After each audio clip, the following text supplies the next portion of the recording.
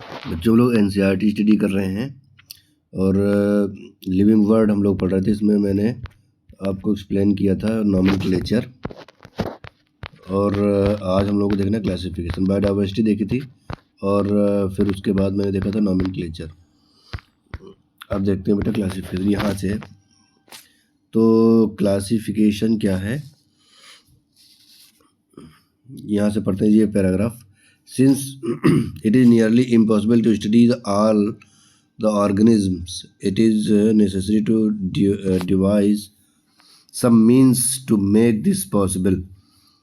क्या last class में मैंने बताया था कि 1.7 to 1.8 मिलियन स्पीसीज है हमारे अर्थ पे नोन अब तक की, यानी 17 से 18 लाख टाइप के ऑर्गेनिज्म हैं जो अब तक नोन है और अभी भी डिस्कवरी चल रही है। तो इतने जो नंबर, इतना बड़ा नंबर है और ये सब अलग अलग हैं। अलग अलग कहने का मतलब है बहुत डाइवर्स है। ये इनका हैबिटेट, इनका स्ट्रक्चर, इनका रहन सहन, इनका food feeding habit, sexual habit, हर चीज़ अलग अलग है। तो स्टडी करना लगभग इम्पॉसिबल है। तो कैसे स्टडी करेंगे इन ऑर्गेनिज्म को?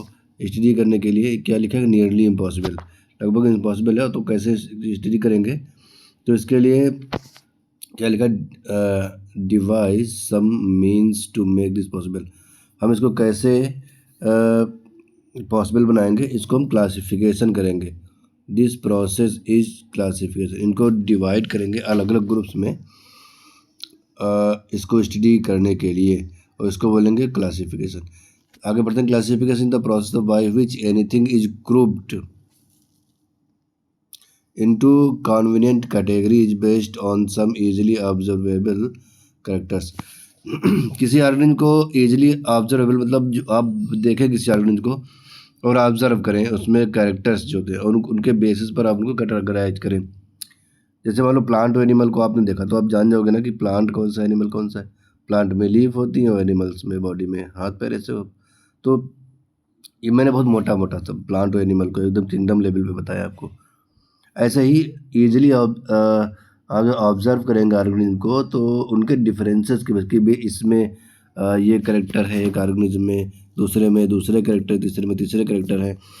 तो सेम करेक्टर वाले ऑर्गेनिज्म को आप एक ग्रुप में रखेंगे और ये अलग करेक्टर वालों को में जो सिमिलरिटी होंगी उनको आप एक ग्रुप में, फिर तीसरे टाइप के जो ऑर्गेनिज्म है उन सबको मिलाकर आप एक ग्रुप में रखेंगे। तो इस ग्रुप में जो आप ऑर्गेनिज्म रखेंगे उसमें जितने भी ऑर्गेनिज्म होंगे सब सिमिलर कैरेक्टर शेयर करेंगे। दूसरे ग्रुप में जो आप ऑर्गेनिज्म रखेंगे इसमें सिमिलर बट इससे ये अलग होंगे और ये सबसे अलग होगा। तो जितने भी ऑर्गेनिज्म बनाएंगे आप तो उनकी कैरेक्टर्स के बेसिस पर जितने ऑब्जर्वेबल कैरेक्टर आपको मिलते हैं उनके बेसिस पर आप उतने ही ग्रुप बना सकते हैं। तो मान लो आपने इस ग्रुप का स्टडी कर लिया तो इस ग्रुप में आने वाले जितने भी मेंबर होंगे उन सबका स्टडी अपने आप हो जाएगा। इस ग्रुप के किसी एक मेंबर का आप स्टडी कर लें तो इसमें आने वाले जितने भी मेंबर हैं सबका स्टडी हो जाएगा। इसी तरह ग्रुप वाइज स्टडी करेंगे तो स्टडी आसान हो जाएगा, इसलिए होता है क्लासिफिकेशन। अब क्लासिफिकेशन क्यों होता है बेटा? इसका रीज़न क्या, आंसर क्या है? For convenience of study, study को सुविधाजनक बनाने के लिए क्लासिफिकेशन किया जाता है। अब लिखा है for example we easily recognise group such as plant और एनिमल। देखो वही एग्जाम्पल यहाँ पे दिया हुआ है ना बट हम इजीली देख के जान सकते हैं ना कि प्लांट कौन सा, एनिमल कौन सा, और डॉग, कैट्स और इंसेक्ट। जैसे आपने इंसेक्ट देखा आप समझ जाएंगे इंसेक्ट है, कैट को देखा समझ जाएंगे कैट है। तो कैसे पहचाना? इंसेक्ट के बॉडी स्ट्रक्चर से ना, तो स्ट्रक्चर को आपने ऑब्जर्व किया और स्ट्रक्चर को देखा, कैरेक्टर देखा आपने कि इसमें ऐसे लेग्स, 6 लेग्स हैं, विंग्स है और छोटा सा है, ऐसे उड़ रहा है, फ्लाई कर रहा है, ऐसा ऐसा स्ट्रक्चर है, जॉइंटेड लेग्स हैं और ये सब है। तो आपने इस सब कैरेक्टर देखा और आपने कहा कि ये इंसेक्ट है। उसी तरह कैट, डॉग सबके अपने अपने कैरेक्टर्स होते हैं। तो इन्हीं कैरेक्टर के बेसिस पर आपने उनको क्लासीफाई किया। The moment we use any these terms we associate certain character with the organism that in the group. ये जो बेटा टर्म है जैसे कि आपने अलग अलग, तो ये सब ग्रुप है। अभी आगे हम टैक्सा की बात करेंगे।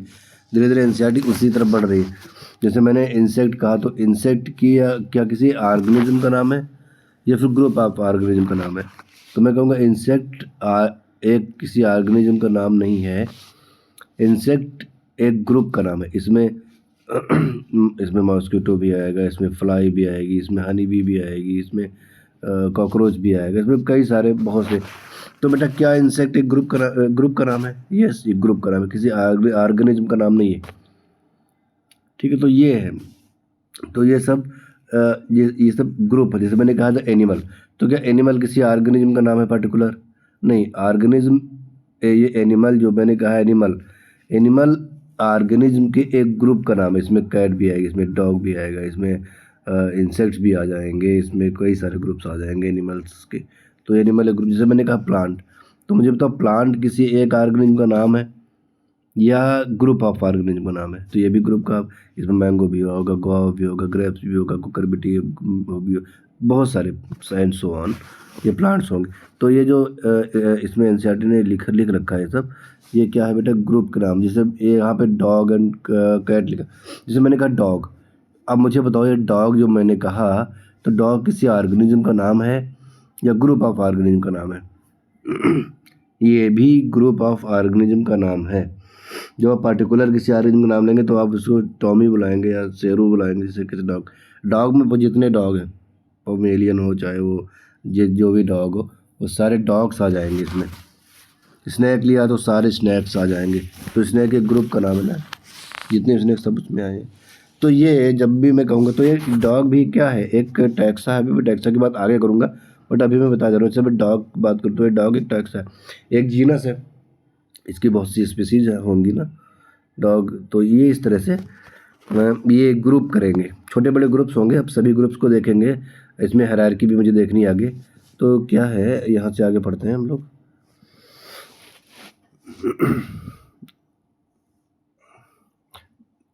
The moment we use any of these terms, we associate certain characters with the organism in that group.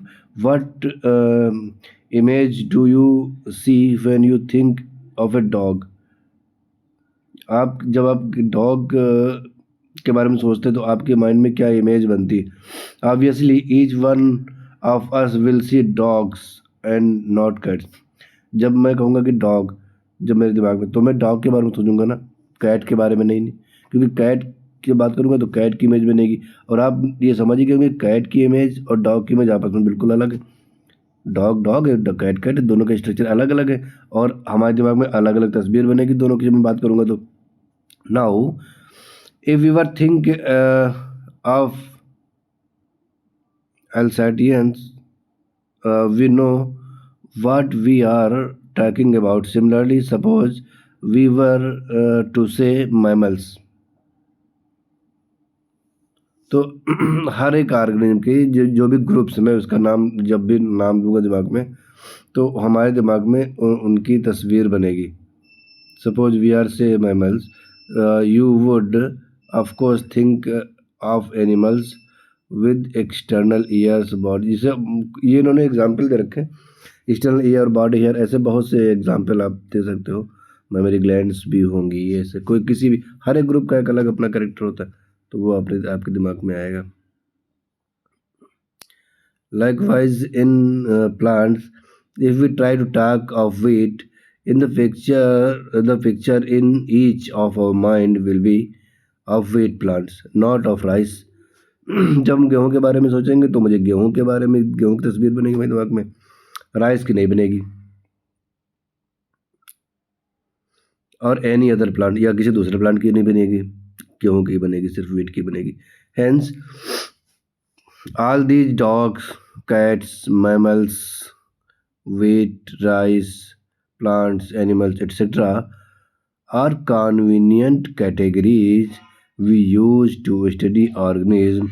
The scientific term for these categories is taxa। देखो बात वही आ गई ना घूम फिर के। अब देखो ये स्टेटमेंट जो है, इसको पढ़ना थोड़ा सा जरूरी है। पढ़ो क्या है वो, जितने भी अभी तक बात की गई, जैसे मैंने प्लांट और एनिमल का पहले एग्जाम्पल दिया था, फिर आगे इसमें एनसीईआरटी में डॉग्स और कैट का एग्जाम्पल मिला, फिर मुझे घूम फिर कर वीट और राइस का एग्जाम्पल मिला, मैमल्स का एग्जाम्पल मिला।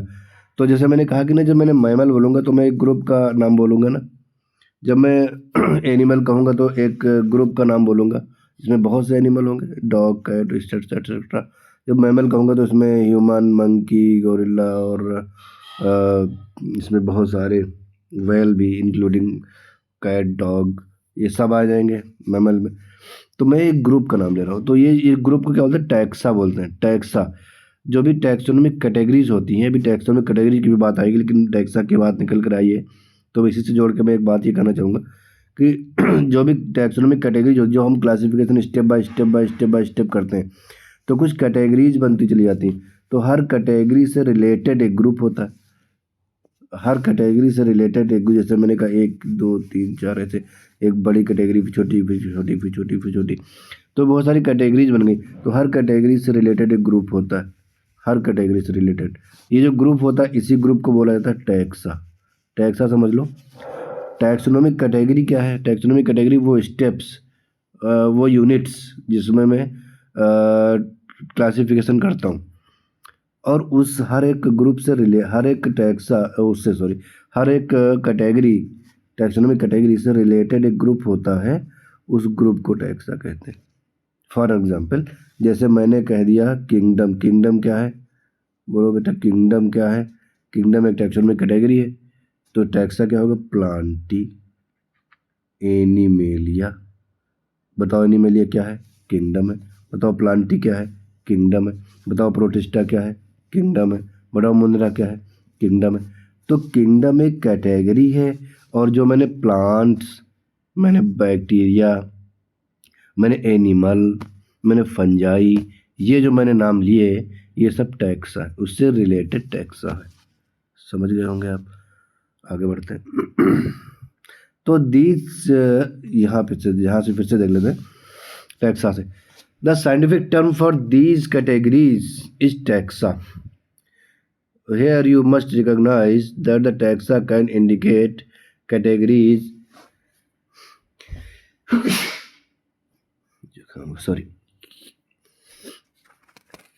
categories at very different level. Plants also form a taxa. मैंने बोला ना, जब मैं कहूँगा प्लांट तो ये भी टैक्सा है, क्योंकि ये इंडिकेट कर रहा है किंगडम को। वो मैं कहूँगा वीट, तो ये भी टैक्सा है। क्यों? क्योंकि ये इंडिकेट कर रहा है जीनस को। वीट जीनस है, आप उसका नाम टिटिकम कहेंगे, तो उसका zoological name, sorry botanical name है वीट। जनरल नेम है तो नेम ना, तो जब मैं जीनस की बात करूँगा नेम की, तो क्या हो जाएगा? जीनस हो जाएगा ना। तो ये हो जाएगा जीनस आपका। तो उस इसमें ये देखेंगे बेटा कि ये सब जितने नाम है, प्लांट्स हो गया, ये भी टैक्सा है। फिर आगे क्या हो? वीट, ये भी टैक्सा है। सिमिलरली एनिमल क्या है? ये भी टैक्सा है। अब एनिमल क्या है? ये भी किंगडम को शो कर रहा है ना, एनिमेलिया। फिर आगे लिखा है मैमल। मैमल किसको शो कर रहा है? मैमल शो कर रहा है बेटा क्लास को। ये है ये मैमल। मैमल शो कर रहा है किसको? क्लास को। यहाँ पर एनिमल किंगडम को, मैमल डॉग। ये फिर डॉग क्या है? ये है genus dogs. All are taxa, but you know that a dog is a mammal and mammal are animals. Therefore animals, mammals and dog represent taxa at different levels. वही मैंने level अभी आपको खींच के बता दिया, ये अलग अलग लेवल है, और इन्हीं लेवल को हम बोलते हैं टैक्सोनॉमिक कैटेगरीज, और सबके रिलेटेड कुछ ना कुछ ग्रुप होते हैं। जैसे ये मैंने कहा किंगडम, मैंने कहा कि एनिमेलिया, फिर मैंने कहा फाइलम, तो मैंने कहा कॉर्डेटा, फिर मैंने कहा क्लास, तो मैंने कहा मैमेलिया, फिर मैंने कहा ऑर्डर, तो मैंने कहा प्राइमेटा। तो ये सब जो टैक्सोनॉमिक कैटेगरीज हैं, उनसे रिलेटेड कुछ टैक्सा होते हैं। तो मैंने जो वीट, मैमल, एनिमल, ये सब नाम लिए, ये सब क्या है? ये सब टैक्सा। अब बात की जाएगी इसमें टैक्सोनॉमिक कैटेगरी की नेक्स्ट पैराग्राफ में, एनसीईआरटी में। देखो पढ़ते हैं हम लोग क्या है। Hence based on characteristic all living organism can be classified into different taxa. ये जो मैंने ग्रुप्स बनाए ना, ये जो मैंने ग्रुप्स बनाए हैं, ये ग्रुप्स क्या है? डिफरेंट टैक्सा है। और यही डिफरेंट टैक्सा में जब हम क्लासिफाई करेंगे, तो इसको बोलेंगे this process classification is taxonomy. Different different taxa में क्लासिफाई करना टैक्सोनॉमी बोली जाती है। External and internal structure along with the structure of cell development process and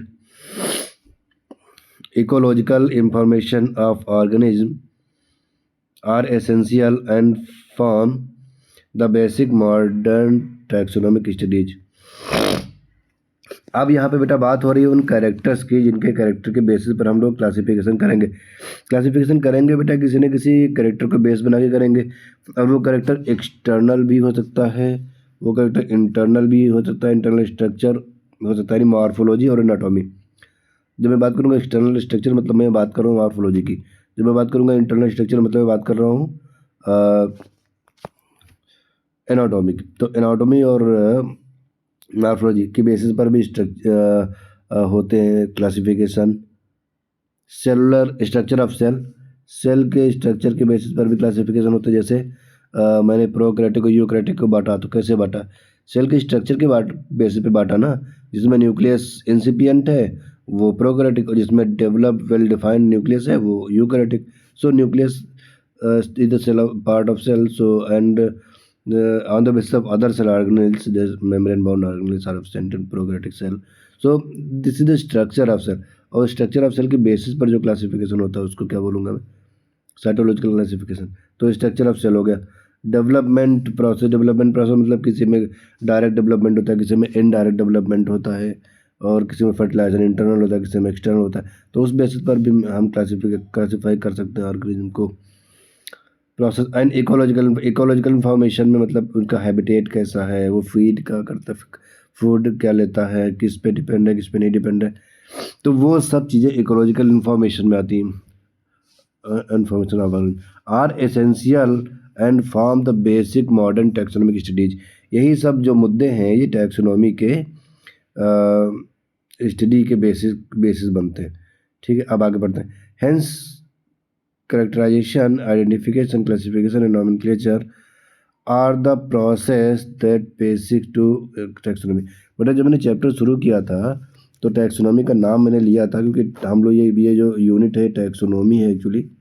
तो टैक्सोनॉमी में मैंने तुम्हें कुछ पॉइंट मैंने कहा था आइडेंटिफिकेशन, 4 पॉइंट बता दें। आइडेंटिफिकेशन मैं ऐसे लिख देता हूँ, सॉरी यहाँ से।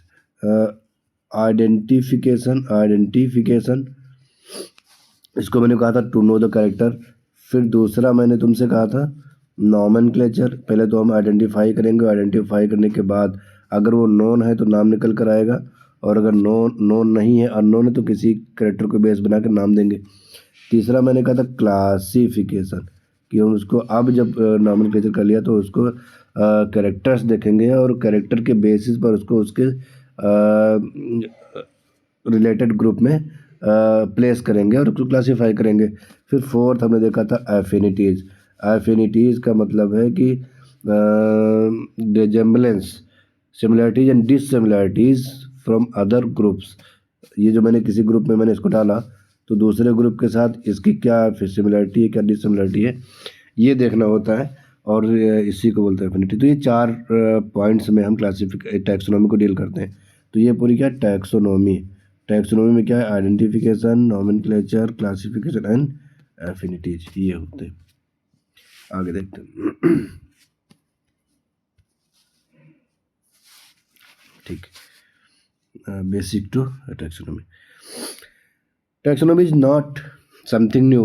Human beings have always been interested in knowing more and more about the various kinds of organism, particularly with reference to their own use। ये कह रहे हैं कि ये कोई नई बात नहीं है, क्लासिफिकेशन करना कोई नया नहीं है। क्लासिफिकेशन हमेशा से होता रहा है और ये सच है। अभी आप एग्जाम्पल देखो, एनसीईआरटी ने दिया है, मैं उसको आगे ही बताऊंगा, अभी चलो समझ लेते हैं। तो इस एनसीईआरटी कह रही कि जब भी बहुत पुराने समय से हम ऑर्गेनिज्म को, एनिमल्स को, प्लांट को क्लासीफाई करते आ रहे हैं, और वो क्लासीफाई करते हैं हम अपने यूज के बेसिस पर। अब आगे पढ़ लेते हैं, फिर मैं एग्जाम्पल इसका बताता हूँ, लिखा हुआ सब कुछ। Particularly with reference to their own use, in early days, human beings needed to find source of their basic needs of food, clothing, and shelter. Hence, the earlier classification was based on use various। ये उन्होंने दिया कि use के basis पर, जैसे कि food है, clothing है, शेल्टर है, इसके बेसिस पर उन्होंने क्या किया है कि क्लासिफिकेशन किया है। अब कैसे किया, जैसे मैं आपको बताता हूँ। प्लांट्स हैं, जैसे कुछ मटर और चना, तो इनको दलहनी क्रॉप्स कहते हैं ना, दाल वाली। तो हम यूज के बेसिस पे तो बता रहे हैं ना कि हमने मटर उगाई और तो उसका क्या यूज करेंगे, दाल बनाएंगे उससे, उसके सीड से। चने की क्या दाल वगैरह ऐसे, तो वो क्या होगा कि उसको दलहनी बोल दिया ना, पल्स बोल दिया उन सबको मैंने। मटर और चना उड़द और ये सब चीज़ों मिला के जितने भी प्लांट्स हुए, इस प्लांट के ग्रुप को मैंने क्या कहा, मैंने कहा पल्स, मतलब दाल।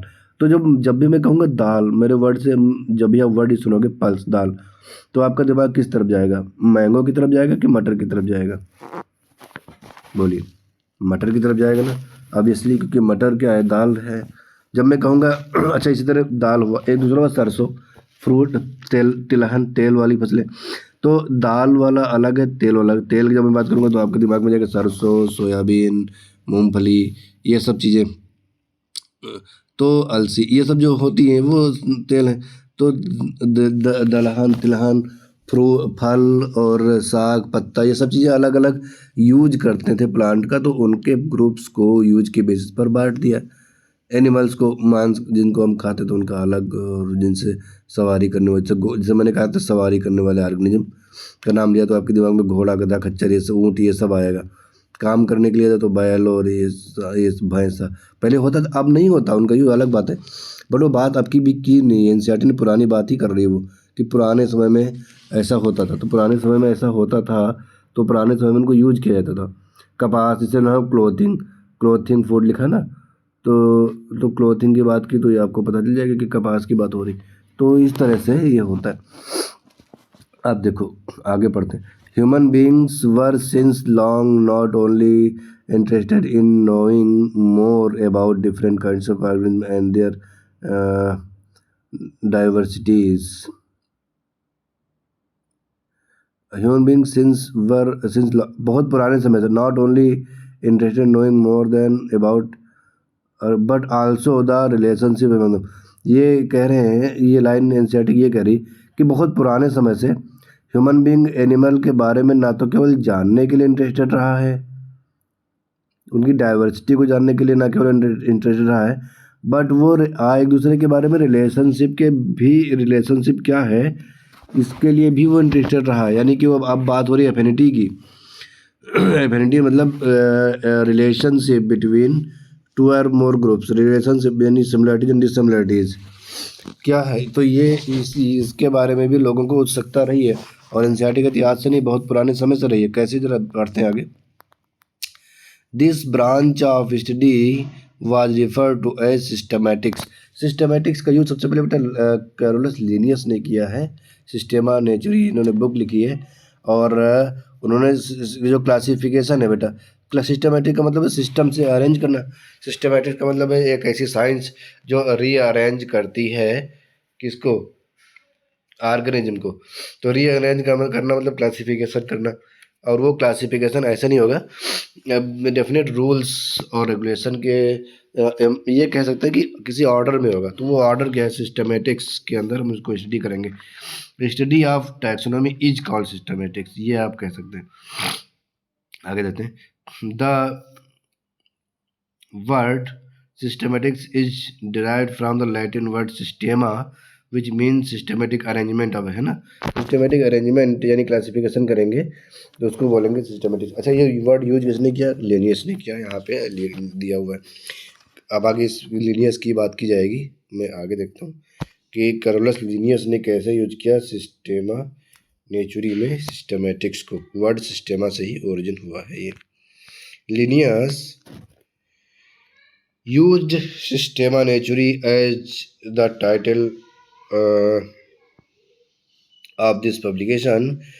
The scope of systematics was later enlarged to include identification, nomenclature and classification. वही सारी बातें।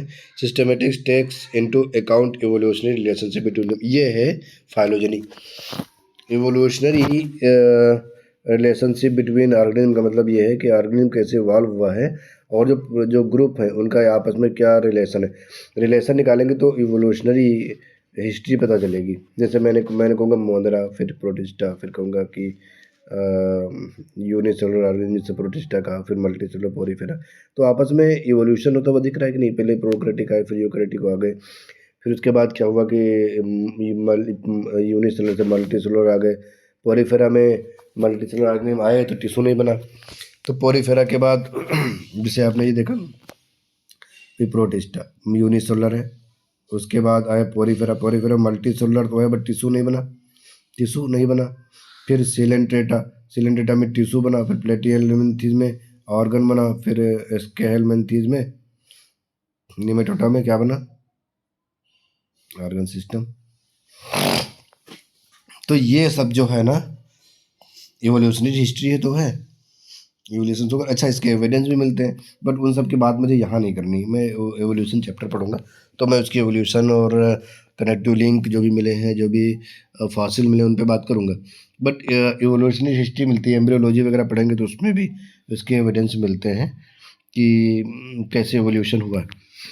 तो ये हुआ सिस्टमेटिक्स। अब देख लेते हैं टैक्सोनॉमिक कैटेगरी, जिनके बारे में मैंने अभी थोड़ी सी बात की थी तुमसे। मैं आगे देखूंगा टैक्सोनॉमिक कैटेगरीज होती क्या है। देखो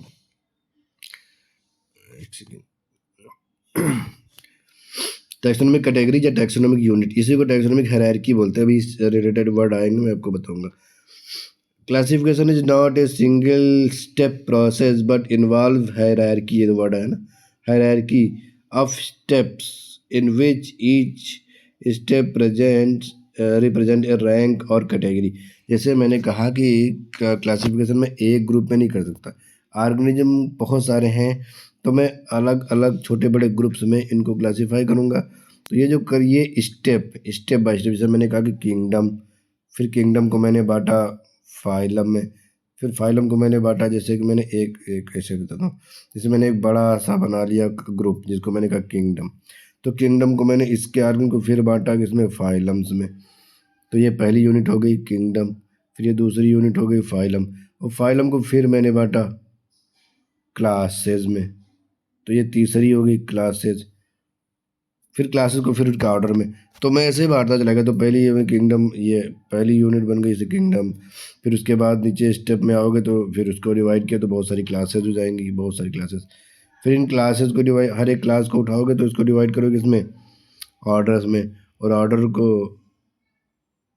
ये किंगडम को फाइलम में, फाइलम को क्लासेस में, क्लासेस को ऑर्डर में, और ऑर्डर को फैमिली में, फिर फैमिली की जीनस। तो सबसे बड़ी टैक्सोनॉमिक कैटेगरी आपको बनती हुई दिखेगी किंगडम, और फिर उसके बाद सबसे छोटी बनती दिखेगी स्पीसीज, और इसी के बीच में बहुत सी कैटेगरीज हम बनाएंगे। तो वो कैटेगरी कैसे है वही हमें देखना है। देखो कैसे देख लेते हैं। रिप्रेजेंट रैंक और category, since the category is a part of overall taxonomic arrangement, it is called taxonomic category and all category together constitute the taxonomic hierarchy। Hierarchy का मतलब है बस ये समझो कि सीरियल से स्टेप बाय स्टेप ये जो क्लासिफिकेशन किया जा रहा है इसी को बोलते हैं taxonomic hierarchy. Each category refers to as until classification in fact represent a rank and is commonly referred as taxon। अभी टैक्सों की बात हुई थी तो मैंने कहा था जितने भी टैक्सोनॉमिक कैटेगरी हैं और इन टैक्सोनॉमिक कैटेगरी से रिलेटेड जो भी हर एक हायरार्की से जो भी ग्रुप बनेगा उस ग्रुप को मालूम है टैक्सॉन, और ये सब इसका प्लूरल हो जाएगा टैक्सा। जहाँ भी लिखा प्लूरल क्या होगा, टैक्सा होगा। अभी टैक्सोनॉमिक कैटेगरी क्या है वो बेटा कितनी कैटेगरी वो मैं आपको बता देता हूँ, फिर मैं उनको एक डिटेल में उनको स्टडी करूँगा। क्या होती है, सबसे पहली होती है किंगडम, दूसरी होती है फाइलम, फाइलम प्लांट के केस में इसको बोलते हैं डिवीजन। फिर आती है क्लास, फिर ऑर्डर, फिर फैमिली, फिर मैं इधर लिखता हूँ जीनस, और फिर स्पीसीज। स्पीसीज कितनी हो गई, 1 2 3 4 5 6 और 7। तो 7 category, kingdom, phylum, class, order, family, genus और स्पीसीज। तो इन्हीं 7 स्टेप्स में 7 कैटेगरीज में मुझे सभी ऑर्गेनिज्म को दुनिया में जितने भी हैं उनको डिवाइड करना है, क्लासीफाई करना है। तो ये सभी क्या होती हैं और ये सब इनको मैं स्टडी करूँगा और ये मैं देखूँगा नेक्स्ट लेक्चर में। तो बेटा आज यहीं तक रखते हैं। नेक्स्ट लेक्चर में मैं टैक्सोनॉमी कैटेगरी बताऊँगा, थोड़ा सा बचा है और कल इसको हम लोग फिनिश करेंगे। तो आप लोग बेटा स्टडी करते रहें एंड अभी तो एग्ज़ाम आपका अब जो नेक्स्ट है वो तो दूर ही है, तो धीरे धीरे हम लोग स्टडी करेंगे पूरा एक तरफ से। फिर मैं कुछ इसके इम्पोर्टेंट हर चैप्टर को एंड करने के बाद में इम्पोर्टेंट क्वेश्चन दूंगा तो मैं इसके लिए। Thank you for watching.